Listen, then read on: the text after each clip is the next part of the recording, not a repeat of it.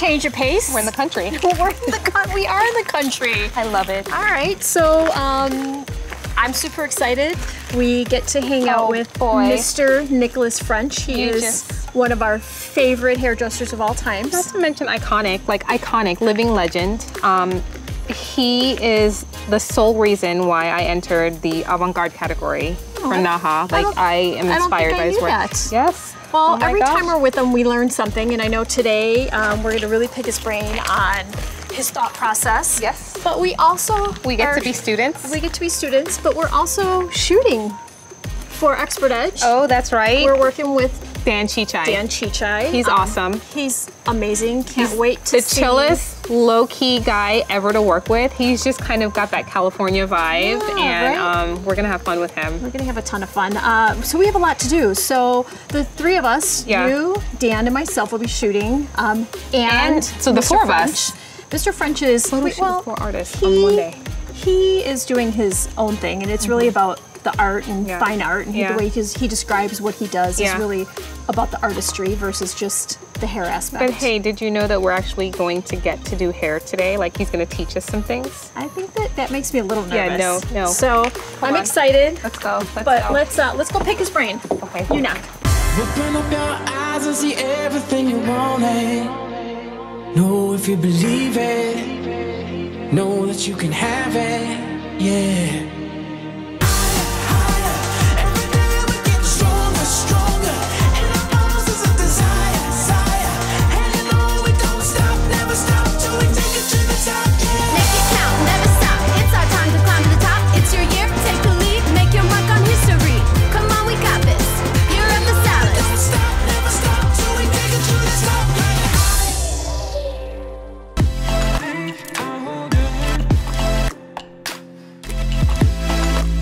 Hello. Hello, Mr. French. Hey, Nick. Hi there. How are you doing, Dilek and Michelle? Good. Welcome to the Hamptons. Your house is amazing. My humble abode. Yes, thank you for having us. It's beautiful. Beautiful. And the very, very first thing, being 10 feet in, is all the beautiful artwork that you have. Everywhere. So inspiring. Well, from the many years I've been in the business, when I travel, I always get a memory of something that's really inspired me. And for instance, the painting at the top there is Love that. from the Maasai ceremony in Kenya.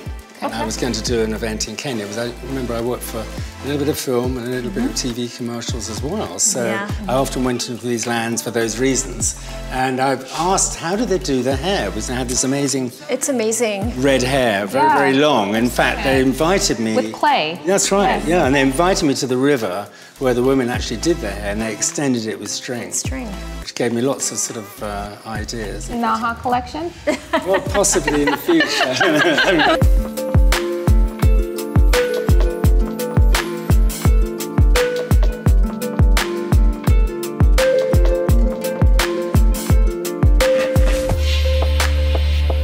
If you've got the great passion for what you do in life, then you never really work another day in your life. Yeah, that's what they say. And you've got to be really fresh and really new. And, you know, somebody said to me once, years ago, Nick, you know, you've got to shut up and listen. Because, you know, that's actually a great tip. Cocky English hairdresser coming to America 25 years ago, whenever it was. And so I started listening, and then I started enjoying things because it gave me lots of inspiration.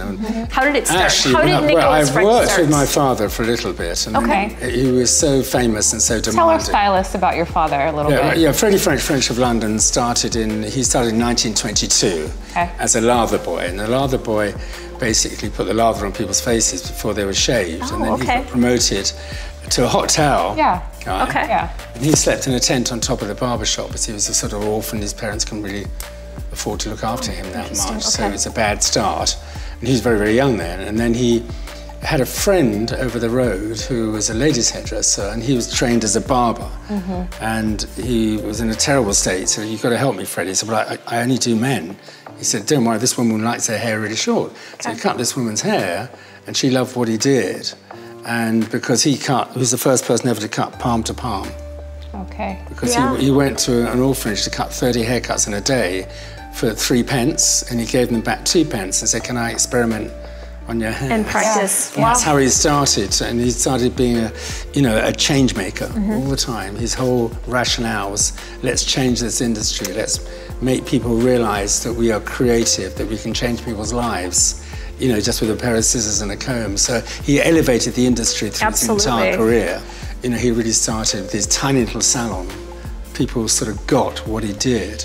In fact, in Vidal Sassoon's book, when he was 17, he used to watch my father work at a place called the Polytechnic, where you were allowed to ask questions of the demonstrators and the hairdressers, And Vidal was there, and he said, at last, people used to laugh at my father working because it was very flowing, moving hair, and he said it would last a glimpse of the future.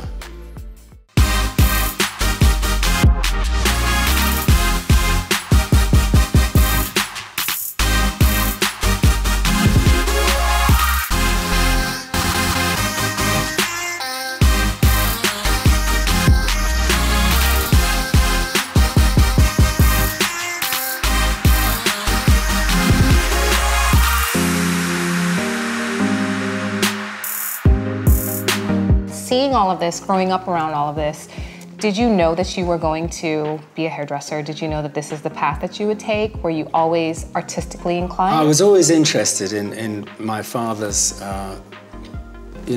business. And I always used to be at the salon when I was a young boy, I mean, on Sundays we used to go, my dad loved going to antique shops and see different things, And I remember my first big interest was we went to an antique store and we found this glass dome, and inside the glass dome was a parrot. Died May the 8th, 1888. Polly, her name was. Okay. And I was about 10. Polly. I had to carry this, glass dome back through the streets of Chelsea in London to my dad's house, and without dropping it. And he said, would you like to come to the studio on Wednesday? That next Wednesday. You're not going to school. You're coming with me to the studio. And he shot this lady's hairstyle inside a glass dome. I still had the pictures to this day, and that got me, my goodness, somehow I knew I wanted to do it. You wanted to do it? It was very difficult to start because he was very famous, and I was starting, and I got very nervous and whatever, and that's why I decided to go to Sassoon's, a little bit away from him, and do my own thing. Sure. We know what you do now, and you do everything, and you are really known the last 10 years maybe for your avant-garde, but you didn't start avant-garde. I started as a hair cutter. In those days, what one had to do, because my father wouldn't speak to me for 3 years, I was at Sassoon's, which is the opposition. I was going to say, is it because you lived in a little room, and I worked in a Russian restaurant washing up at night to survive. But that was really after we had night school 4 nights a week, where we practiced on real people at Sassoon's. That was your education. And my education. I remember I had the 4th test I passed, the first 3 I didn't pass. And I remember doing a bob, and Roger Thompson was testing me, who was one of the greatest haircutters of all time. So this was passing with Mr. Sassoon. This was not passing to get a license. This was passing. It was an apprenticeship. Yeah, just the apprenticeship. It was a 2-year apprenticeship sort of thing. And I remember doing this haircut. It took me 6 hours to do this bob. And I had proudly held the mirror up like that with the girl in the mirror. And Roger Thompson said, no. He put the mirror underneath the bob and said, look. To see. How it married. And mine looked awful. He said, I've never seen such a bad bob. Come back. 6 hours, and that's what you get? It's all about balance, proportion, and shape. And you learn this through this immense discipline, even, moving, one blade of the shears. I used to walk home just doing that. Which was 3 miles home, just practicing so I can move just one blade at a time. Just the one blade. In fact, the interview was interesting because I took an architect's case of drawings of hairstyles I'd seen all in the streets and stuff. And they said, well, can you cut hair? I said, no, I can't cut hair, but I can draw. Now, this is the shapes I like. And that stayed with me the rest of my life. Because it's all about balance, proportion, and shape, And they said, well, that's quite interesting. Let's try you out. And I did a haircut and cut my knuckle off with these big shears. And they gave me these little ones and said, we start from the beginning. I said, I spent a year with my dad. Everything you've learned. Start from the beginning.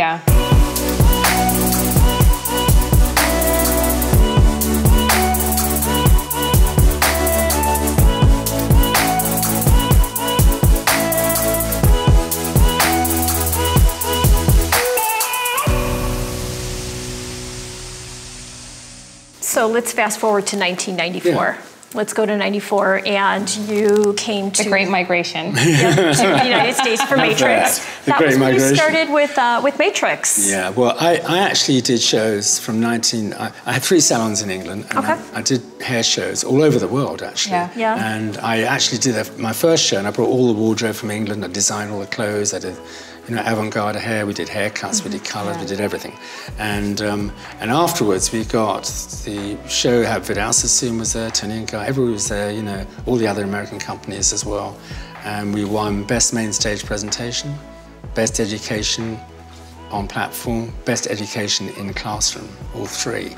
That's amazing. So I came home to England, and I got this. It was like a telex thing, it came through, like a fax sort of time, a telex thing.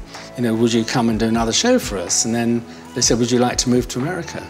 And I said, I never thought you'd ask. So that's how the process of moving. Started. I thought it was time. The salons were too time-consuming, and then I went to the shows, and then I had the 3 salons. It was almost too much. Your thought process is very intricate. It's very thought out. It's very planned. And I would love for our viewers to understand how your mind thinks. Dilek and I have had the privilege of visiting you once before, and we were lucky enough to see your laboratory and see photos and archives. Would you mind showing us what you have going on down there? It'd be my pleasure. Okay. Yeah, we want to know what runs through the mind of Nicholas French. All right, let's do it. Okay.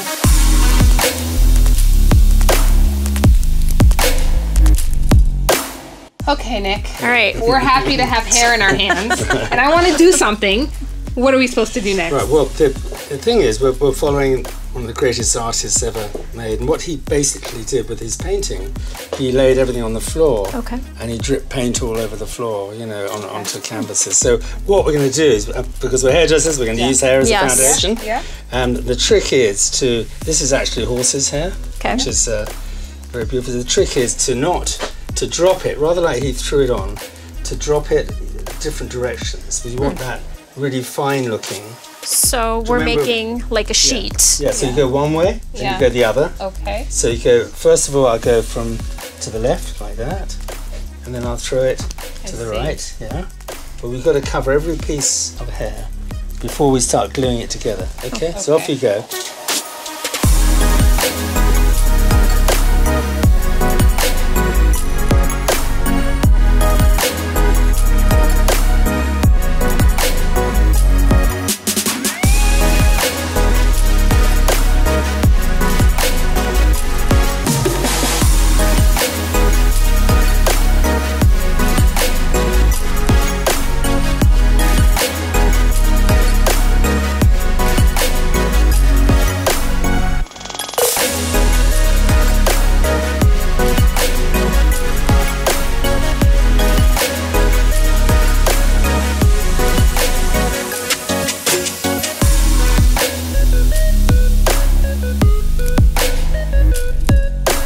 So I have to tell you, I took something from your laboratory downstairs. You stole from Nicholas French? I did not steal from Nicholas French. It is not stealing.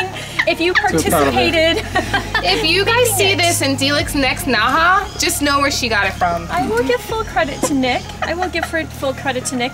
My inspiration came from, like, as I said before, Jackson Pollock. And it's amazing what you can, reclaim from art and bring it into our industry for somewhere totally different. And, as the last thing to say, don't look too close to home, look away from home. Yeah, inspiration doesn't only come from hair. Yeah. And that's what I've found really resonates through my career, and that is to look elsewhere and then to bring it home to your industry. we want to thank you. Thank you. You know that photo of you and Vidal Sassoon? Yeah. So this is our Vidal Sassoon moment, only it's our Nicholas French You're the next moment. generation. As always, you inspire us, and we want to say thank you to our audience for tuning in. You can catch more of what Nick French is doing in Palm Springs. Absolutely. And then Destination 2018. Yep. We'll be there. Fabulous. And as always, stay inspired and stay beautiful. Bye, guys.